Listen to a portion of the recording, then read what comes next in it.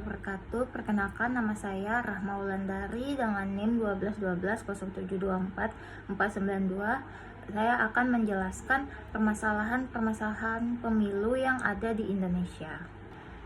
Baiklah, yang pertama saya akan menjelaskan apa itu yang dimaksud dengan pemilu atau pemilihan umum. Pemilu atau pemilihan umum merupakan instrumen penting dalam demokrasi yang menganut sistem perwakilan. Pemilu berfungsi sebagai alat penyaring bagi politikus-politikus yang akan mewakili dan membawa suara rakyat di dalam suatu lembaga perwakilan. Mereka yang terpilih dianggap sebagai orang atau kelompok yang mempunyai kemampuan atau kewajiban untuk bicara dan bertindak atas nama suatu kelompok yang lebih besar melalui partai politik atau parpol.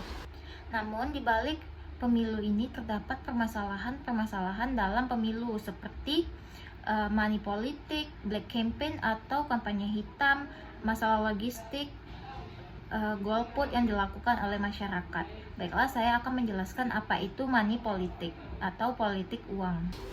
Money politik berasal dari dua kata dalam bahasa Inggris, yaitu money dan politik. Money yaitu berarti uang dan politik itu berarti politik. Dari kedua pengertian tersebut dapat disimpulkan secara kebahasaan, yaitu politik uang. Money politik dalam bahasa Indonesia adalah suap. Dalam arti suap di dalam kamus besar bahasa Indonesia adalah uang sogok. Menurut pakar hukum tata negara Universitas Indonesia, Yusril Izzah Mahendra, definisi money politik atau riswah sangat jelas, yakni mempengaruhi masa pemilu dengan imbalan materi.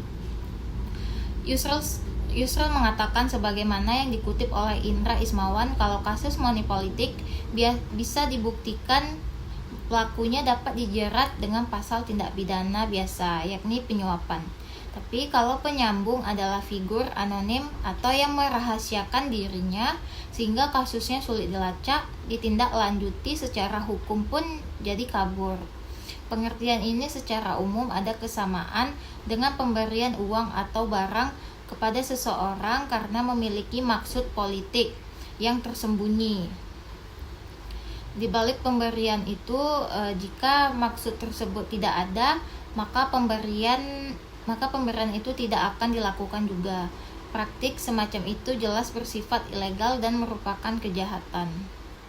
Adapun unsur-unsur praktek money politik dalam pemilu, yaitu yang pertama itu adalah penerima uang atau harta atau suap, yaitu orang yang menerima sesuatu dari orang lain baik berupa harta ataupun uang maupun jasa. Yang kedua itu ada pemberi uang atau harta suap, yaitu orang yang menyerahkan hartanya atau uang ataupun jasa untuk mencapai tujuannya. Yang ketiga itu ada suapan berupa uang atau harta yang diberikan. Harta yang diberikan sebagai objek suap beraneka ragam, mulai dari uang, mobil, rumah, motor, dan lain-lain. Permasalahan pemilu yang kedua itu adalah kampanye hitam atau yang disebut dengan black campaign. Isu-isu politisasi yang mendominasi pemilu seringkali menciptakan atmosfer polarisasi yang dapat mengancam integritas proses demokrasi. Kampanye hitam atau black campaign, penyebaran informasi palsu dan serangan dan personal terhadap lawan politik sering menjadi panggung untuk perdebatan ide dan gagasan, tetapi realitanya terkadang terjerumus dalam praktik-praktik yang tidak sehat. Sekarang, black campaign atau kampanye hitam itu dilakukan dengan menggunakan media yang lebih canggih, seperti menggunakan media sosial. Namun, demikian media cetak pun masih digunakan untuk kegiatan kampanye hitam ini. Di Indonesia sendiri, black campaign atau kampanye hitam ini masih sering terjadi dikarenakan sulitnya kegiatan itu untuk ditindaklanjuti.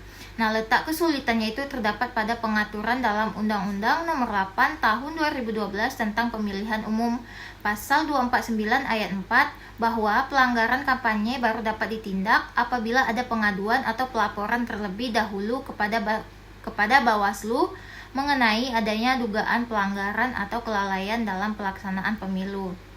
Nah, selain itu, Penggunaan media elektronik dalam kegiatan Black Campaign atau kampanye hitam ini belum diatur secara khusus dan lengkap dan memadai oleh undang-undang maupun peraturan terkait yang berkaitan dengan pemilihan umum ini, sehingga pemikiran para penegak hukum belum ada sampai pada pelanggaran yang dilakukan melalui media dan cara tersebut.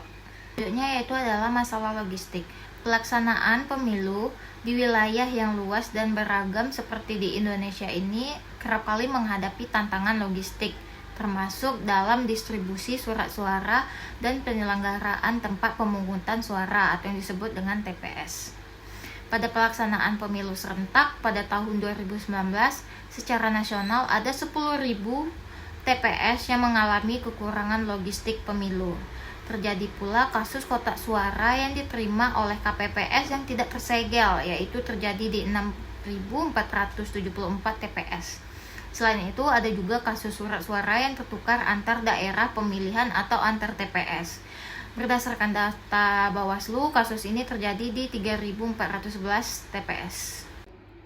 Untuk mengatasi permasalahan-permasalahan pemilihan umum yang ada di Indonesia ini, adapun peran lembaga pengawas pemilu seperti Bawaslu dan KPU, yaitu seperti mendengarkan ataupun menerima laporan dari masyarakat ataupun sekelompok organisasi terkait tindakan yang dilakukan oleh partai politik dan calon-calon legislatif seperti money politik tadi, seperti suap menyuap, seperti itu.